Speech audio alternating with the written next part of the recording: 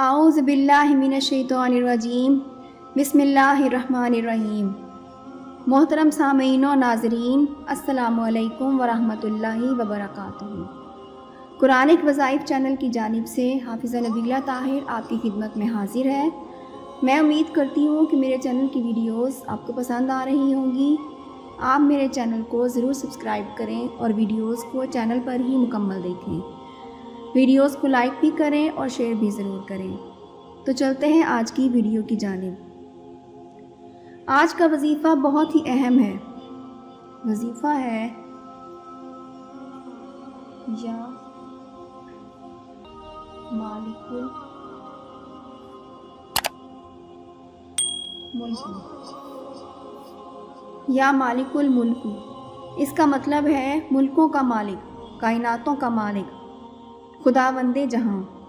یہ ہمیشہ ذہن میں رکھنا چاہیے کہ وہ خدائے واحد تمام جہانوں کا مالک ہے، ہر شے کا خالق ہے، اور اس خالق کا اختیار ہر شے پر ہے۔ وہی مالک حقیقی ہے۔ یہ جو بندے کہتے ہیں میری جائیداد ہے، میری زمین ہے، میرا مال و دولت ہے، تو ہم تو صرف مجازی مالک ہیں۔ جانتے ہیں کہ چند روزہ زندگی ہے، چند دن کی ملکیت ہے۔ اس بات کو طارق بن زیاد نے بہت خوبصورت انداز میں بیان کیا تھا کہ جب وہ اسپین میں گیا تو اس نے اپنی تلوار کے دستے پر ہاتھ رکھ کر کہا تھا کہ یہ سارا ملک میرا ہے، وہ اس لیے کہ یہ ساری کائنات میرے خدا کی ملکیت ہے۔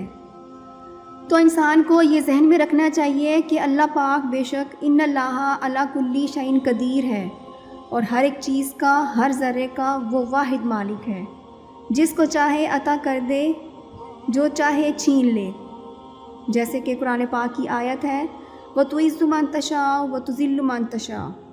وہ جس کو چاہے عزت دے اور جس کو چاہے ذلت دے، اور جس کو بھی چاہے عزت دے، جس کو چاہے طاقت و فیاض دے، اور جس سے چاہے چھین لے۔ تو آج کا جو وظیفہ ہے اس کے بے انتہا فوائد ہیں۔ یہ اس میں مبارک جلالی ہے، اور اگر کوئی شخص دنیاوی مال و دولت چاہتا ہے، دنیاوی عزت چاہتا ہے، تو یہ وظیفہ بڑا مفید ہے۔ اگر کوئی انسان اپنے عہدے میں، کاروبار میں، انتخاب میں کامیابی چاہتا ہے، اگر کوئی سمجھتا ہے کہ میری زندگی میں بے شمار مشکلیں اور مصائب ہیں اور کوئی راستہ نظر نہیں آتا، تو یہ وظیفہ بڑا مفید ہے۔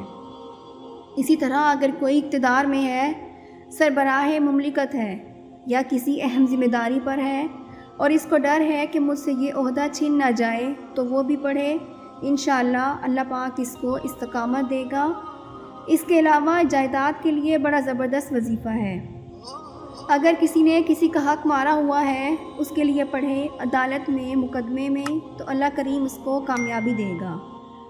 اس کے علاوہ اگر کوئی مستجاب الدعوات ہونا چاہتا ہے، تو امام رضا علیہ السلام نے اس اسم پاک کا جو وظیفہ بتایا ہے وہ برحق ہے، وہ کبھی ناکام نہیں ہوتا۔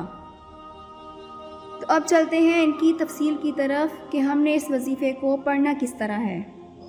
کوئی بندہ اگر چاہتا ہے کہ اسے دنیا میں دولت ملے، اب دولت تو نعوذ باللہ کہتے ہیں کہ برے لوگوں کے پاس بھی بڑی ہوتی ہے، لیکن دولت تو ہوتی ہے، عزت نہیں ہوتی، سکون نہیں ہوتا، دل کا اطمینان اور چین نہیں ہوتا۔ تو اگر کوئی چاہتا ہے کہ مجھے دولت بھی ملے حلال ذرائع کے ساتھ، اور اس کے ساتھ ساتھ قلبی سکون اور راحت بھی ملے، یہ دولت آسائشیں تو دے سکتی ہے، لیکن سکون قلب سب سے اہم چیز ہے۔ تو اگر یہ صورتحال ہو کہ اندر کا اطمینان بھی چاہیے اور رزق میں برکتیں بھی ہوں، تو اس کو چاہیے کہ روزانہ 212 مرتبہ اس اسم پاک کو اول و آخر 7 مرتبہ درود پاک کے ساتھ پڑھے، اور پوری زندگی کا معمول بنا لے، اور نیت کرے کہ سوائے مجبوری کے اس اسم پاک کو پڑھنا نہ چھوڑے گا۔ اور اگر اس سے بھی جلدی چاہتا ہے کہ مجھے برکتیں حاصل ہوں، تو 900 مرتبہ اس اسم پاک کو نماز تہجد کے بعد پڑھے۔ اول و آخر درود پاک ضرور پڑھے، تو اللہ پاک کی رحمت سے اس کو دولت بھی ملے گی، عزت بھی ملے گی، شہرت بھی ملے گی، اور اس کے حلال بھی نصیب ہوگا۔ اس کے بعد کوئی بندہ الیکشن میں کامیابی چاہتا ہے، تو جو ہی الیکشن اناؤنس ہو تو اس کو چاہیے کہ 707 مرتبہ اس اسم پاک کو روزانہ اول و آخر درود پاک کے ساتھ 70 دن تک پڑھیں۔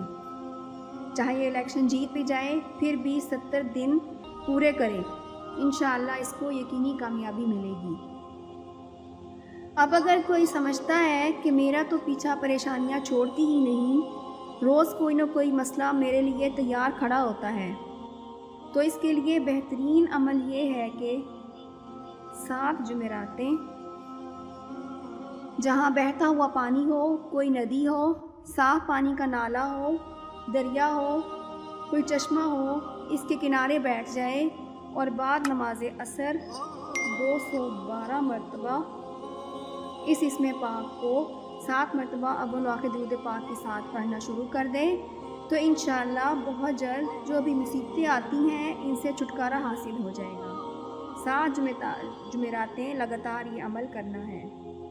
اسی طرح اگر کوئی اقتدار میں ہے اور مملکت کا سربراہ ہے اور چاہتا ہے کہ میرا یہ اقتدار کہیں ختم نہ ہو جائے، لیکن نیک نیتی کے ساتھ یہ نیت رکھے کہ میں عوام کی خدمت کرتا رہوں گا، دولت نہیں لوٹوں گا، لوگوں کا حق نہیں ماروں گا، تو اسے چاہیے کہ 1100 مرتبہ اس اسم پاک کو اول و آخر 11 مرتبہ درود پاک کے ساتھ روزانہ پڑھے، تو اس کی حکومت کے خلاف نہ تو کوئی سازش کامیاب ہوگی اور نہ کوئی اس کو وقت پورا ہونے سے پہلے ہٹا سکے گا۔ اس کے بعد اگر جائیداد کا کوئی معاملہ ہو، بہن کا حق، بھائی کا حق اگر کسی نے مار لیا ہے، طاقتور لوگوں نے قبضہ کر لیا ہے، تو اس اسم پاک کو روزانہ بعد نماز عشاء 5550 مرتبہ اول و آخر درود پاک کے ساتھ پڑھے تو انشاءاللہ سارے مقدموں کا فیصلہ اس کے حق میں ہوگا، اسے اپنا جائز حصہ ملے گا اگر جائز ہوگا تو۔ اس کے بعد دعاؤں کی قبولیت کے لیے امام رضا علیہ السلام یہاں پر فرماتے ہیں کہ اگر کوئی شخص چاہتا ہے کہ میں مستجاب الدعوات بن جاؤں تو فرماتے ہیں کہ اول و آخر 11 مرتبہ درود پاک کے ساتھ 8000 مرتبہ اس اسم پاک کو روزانہ پڑھیں۔ اس کے لیے ایک وقت مقرر کر لیں، روزانہ اس وقت ہی اس کا ورد کریں تو انشاءاللہ اللہ پاک اس کو مستجاب الدعوات بنا دے گا۔ دوسرا وظیفہ بھی امام رضا علیہ السلام نے فرمایا کہ اگر کسی کو بے روزگاری ہو، تنگ دستی ہو اور لوگوں کو یہ شک ہوتا ہے کہ ہمارا رزق کسی نے باندھ دیا ہے، تو اگر ایسی صورتحال ہو تو امام رضا علیہ السلام فرماتے ہیں کہ وہ بعد نماز عشاء